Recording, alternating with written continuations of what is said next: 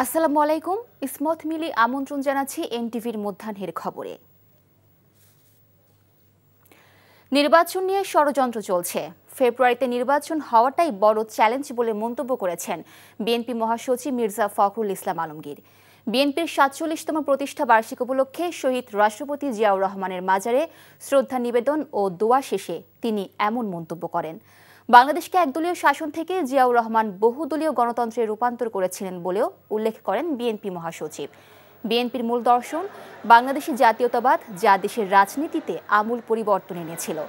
এ সময় তিনি আরও বলেন, বিএনপিকে ধ্বংস করার জন্য বারবার চেষ্টা হয়েছে, তবে প্রতিবারই দলটি ফিনিক্স পাখির মতো জেগে উঠেছে। ছাত্র জনতার অভ্যুত্থানে দেশ ফ্যাসিবাদ থেকে মুক্ত হয়েছে উল্লেখ করে ফেব্রুয়ারির মধ্যে একটি সুষ্ঠু জাতীয় সংসদ নির্বাচন অনুষ্ঠিত হবে বলেও আশা প্রকাশ করেন মির্জা ফখরুল।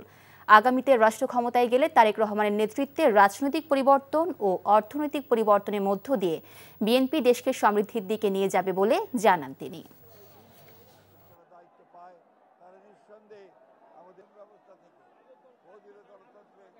এখন যে চ্যালেঞ্জ আমাদের সামনে রয়েছে, সেই চ্যালেঞ্জ হচ্ছে যে আগামী ফেব্রুয়ারি মাসে, 26শে ফেব্রুয়ারি মাসে যে নির্বাচন অনুষ্ঠানের কথা আছে, সেই নির্বাচন অনুষ্ঠান সুষ্ঠুভাবে বা সর্বোচ্চ সহযোগিতা করা, সাহায্য করা।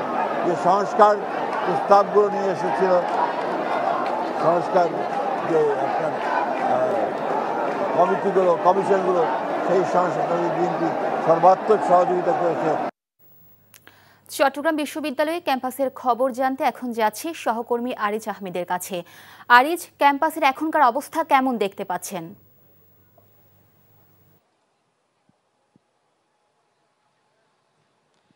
মিলি, চট্টগ্রাম বিশ্ববিদ্যালয়ের ক্লাস এবং পরীক্ষা বন্ধ থাকায় স্থগিত হওয়ার কারণে শিক্ষার্থীদের এখানে উপস্থিতি কম নেই বললেই চলে। তবে সকাল থেকে আমরা যেটা দেখেছি, এখানে যৌথ বাহিনীর সদস্যরা, সেনাবাহিনী, বিজিবি, পুলিশ, র্যাব সদস্যরা ক্যাম্পাস প্রদক্ষিণ করছেন এবং এর পাশে যে জোপড়া গ্রাম আছে, যেখান থেকে আসলে ঘটনার সূত্রপাত, সেখানেও এক ধরনের উৎকণ্ঠা কাজ করছে। কারণ ওই এলাকা ঘিরে যে ১৪৪ দ্বারা জারি আছে এবং আজ রাত পর্যন্ত সেটি বলবৎ থাকবে।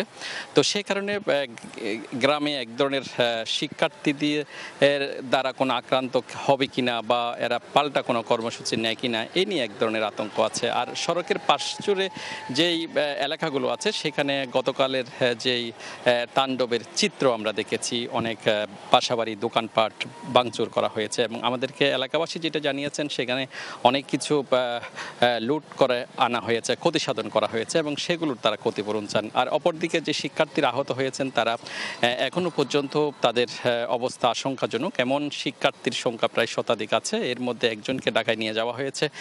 এছাড়া চট্টগ্রাম মেডিকেল কলেজ হাসপাতাল সহ চট্টগ্রামের যে বেসরকারি হাসপাতালগুলো আছে, সেখানে প্রায় ১৪৪ জন শিক্ষার্থী সেখানে চিকিৎসাধীন আছেন। এর মধ্যে ৩ জন শিক্ষার্থীকে আইসিইউতে রাখা হয়েছে।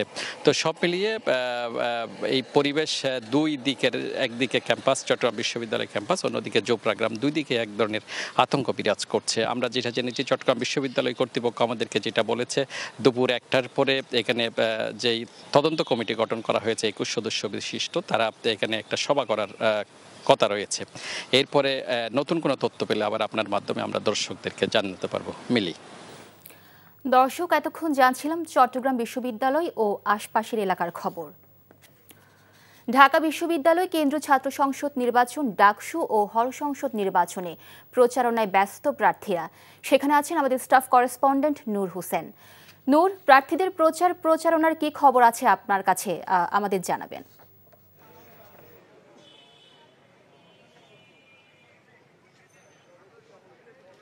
মিলি, ডাকসুর যে আনুষ্ঠানিক প্রচারণা, সেটির সময় আর মাত্র 7 দিন আছে। পুরো 7 দিন, এই 7 দিনের মধ্যেই বিশ্ববিদ্যালয়ের যে 40,000 শিক্ষার্থী বা যারা ভোটার রয়েছেন, তাদের কাছে যারা কেন্দ্রীয় সংসদে প্রার্থী হয়েছেন এবং হল সংসদগুলোতে প্রার্থী হয়েছেন।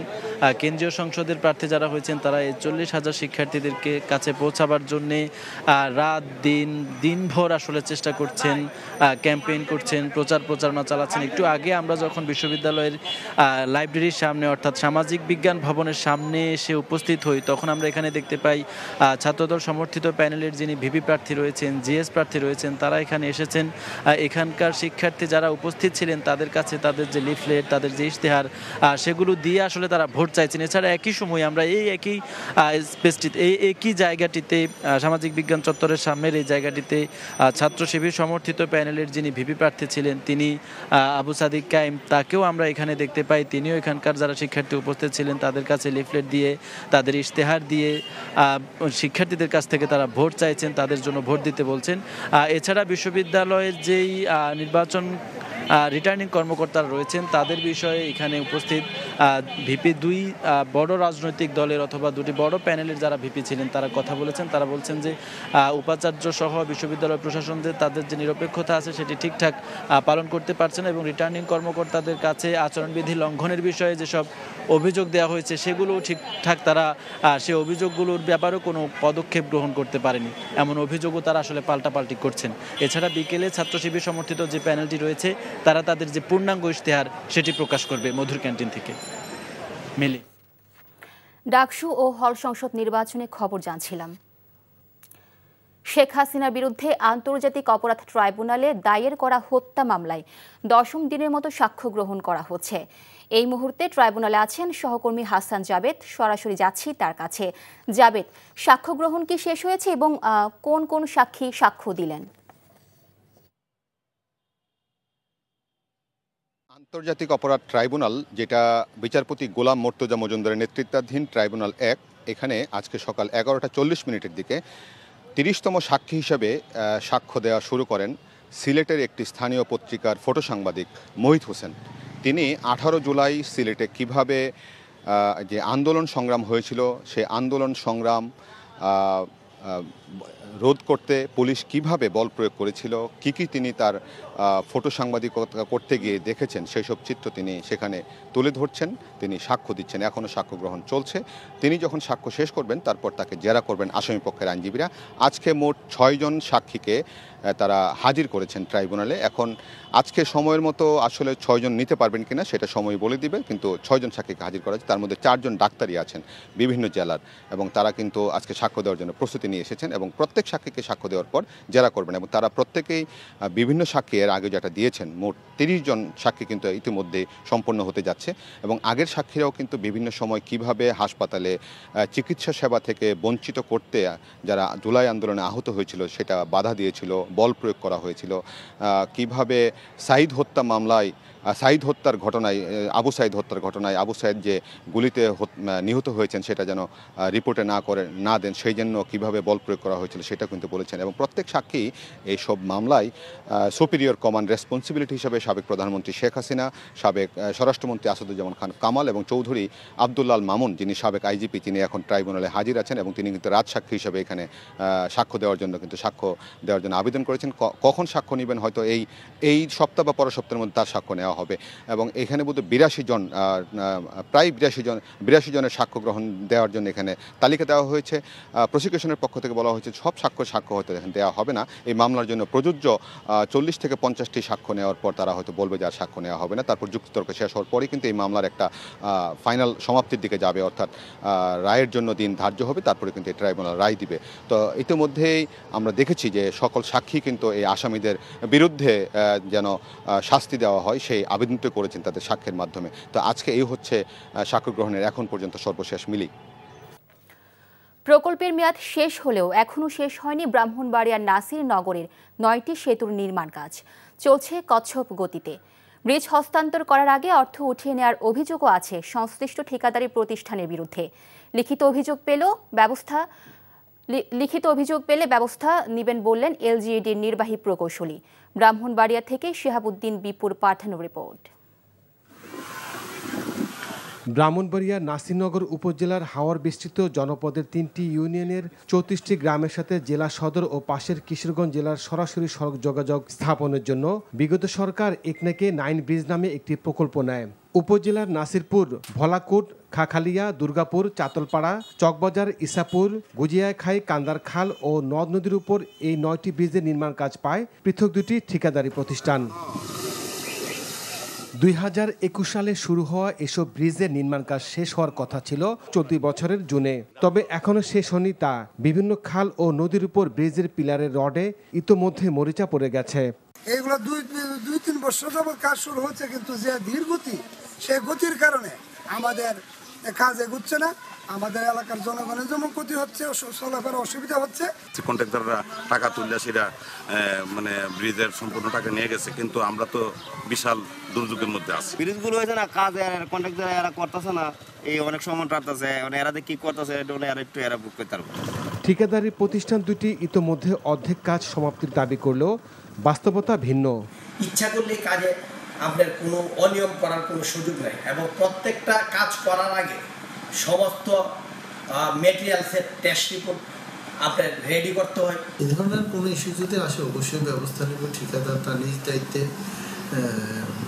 সঠিক মাপের এবং পরিমাণে করার কথা। আমাদের কাছে ঠিক এরকম কোনো ইস্যু এখনো আসে না। দ্রুত কাজ শেষ করে ভোগান্তি দূর করার পাশাপাশি অভিযুক্ত ঠিকাদারি প্রতিষ্ঠানের বিরুদ্ধে ব্যবস্থা নেওয়ার দাবি স্থানীয়দের। NTV news desk. রাকসু নির্বাচনে প্রথম বর্ষের শিক্ষার্থীদের ভোটার করার দাবিতে দুপুর 12টা থেকে রাজশাহী বিশ্ববিদ্যালয়ের প্রশাসন ভবনের সামনে অবস্থান কর্মসূচি পালন করবে ছাত্রদল। সেখানে আছেন আমাদের সিনিয়র করেসপন্ডেন্ট সম সাজু। সরাসরি চলে যাচ্ছি তার কাছে। সাজু, ছাত্রদলের অবস্থান কর্মসূচি কি শুরু হয়েছে? আপনার কাছে কি তথ্য আছে এই বিষয়ে?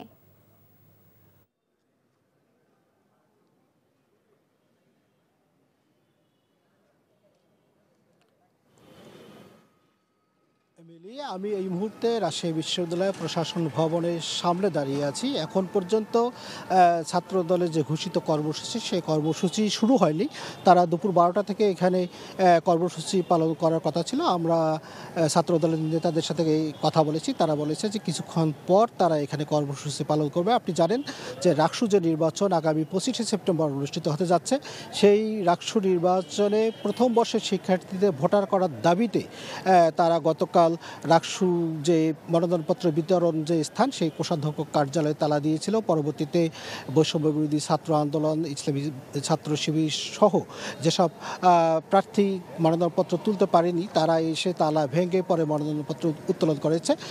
এর প্রতিবাদে এরপর সন্ধ্যায় সিনেট ভবনে এই সব রাজনৈতিক দলের সঙ্গে একটি সভা ডেকেছিল নির্বাচন কমিশন। সেখানে ছাত্র দলের যে নেতাকর্মী তারা সেই সভা বয়কট করেছে নির্বাচন কমিশনের বিরুদ্ধে পক্ষপাতিত্বের অভিযোগ এনে। তো আমি কথা বলেছি ইসলামী ছাত্র শিবির, বৈষম্য বিরোধী ছাত্র আন্দোলন, তাদের সবারই যে কথা সেটা হলো যে প্রথম বর্ষের শিক্ষার্থীদের ভোটার করতে তাদেরও আপত্তি নেই, তবে 25শে সেপ্টেম্বর যে শিডিউল ঘোষণা করেছে নির্বাচন কমিশন, সেই দিনেই নির্বাচন হতে হবে। এর মধ্যে যদি 25শে সেপ্টেম্বর নির্বাচনকে ঠিক রেখে প্রথম বর্ষের শিক্ষার্থীদের যদি ভোটার করা সম্ভব হয়, সে ব্যাপারে তাদের কোনো দলেরই আপত্তি নেই। তো আমি নির্বাচন কমিশনের সঙ্গে কথা বলেছি, তারা বলেছে যে এই ব্যাপারে আজকে তাদের বিশ্ববিদ্যালয় প্রশাসনের সঙ্গে একটা বৈঠক রয়েছে, সেই বৈঠকের পর তারা এই বিষয়ে সিদ্ধান্ত জানাতে পারবে। মিলি। দর্শক, জানছিলাম কর্মসূচির খবর। সিলেটে বোর্ড সভা ডেকেছে বিসিবি। দুপুর 2টা নাগাদ সিলেটের একটি 5 তারকা হোটেলে হবে বিসিবির পরিচালনা পর্ষদের পরবর্তী সভা। সেখানে আলোচ্য বিষয় হচ্ছে বিসিবির আগামী নির্বাচন নিয়ে। ধারণা করা হচ্ছে সভা থেকে আসতে পারে নির্বাচনের রোডম্যাপ। আগামী অক্টোবর মাসের প্রথম সপ্তাহে পরবর্তী নির্বাচন হওয়ার কথা রয়েছে। জাতীয় দলের সাবেক অধিনায়ক তামিম ইকবাল ঘোষণা দিয়েছেন তিনি নির্বাচনে অংশ নেবেন। এদিকে ধারণা করা হচ্ছে বর্তমান সভাপতি আমিনুল ইসলাম আবারও সভাপতি পদে লড়বেন। সংবিধান অনুযায়ী নির্বাচনের অন্তত 30 দিন আগে সাধারণ সভার জন্য কাউন্সিলর মনোনয়নের বিষয়ে সংশ্লিষ্টদের কাছে নোটিশ পাঠানোর সভায় বিপিএল দল, ভেন্যু, সময় নিয়েও নির্দিষ্ট করে জানা যাবে। অধিকাংশ বোর্ড পরিচালক যোগ দেবেন জুমের মাধ্যমে। এ ছিল মধ্যাহ্নের খবরে। এই খবরের ভিডিও সহ আপডেট জানতে ভিজিট করুন এনটিভি অনলাইন www.ntv ntvbt.com। এছাড়াও এনটিভির জনপ্রিয় সব অনুষ্ঠান ও খবরের আপডেট জানতে ভিজিট করুন আমাদের ইউটিউব ও ভেরিফাইড ফেসবুক পেজে। দুইটাই দুপুরের খবর দেখার আমন্ত্রণ রইল। ধন্যবাদ সবাইকে।